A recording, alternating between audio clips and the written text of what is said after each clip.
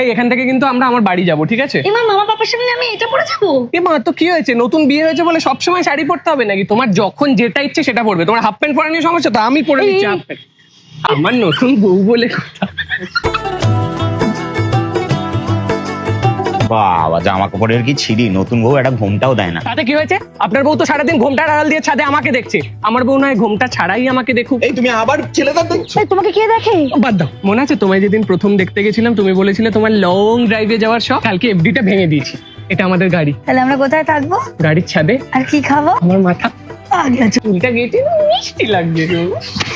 না ভাইটা এখন বিয়ের পর ন্যাকা হয়ে গেছে। দেখি তোর ফোনটা দে। দেখো, লাস্ট একদিন আগে জামাইবাবুকে ফোন করেছিল, তাও ফোনটা ধরেনি।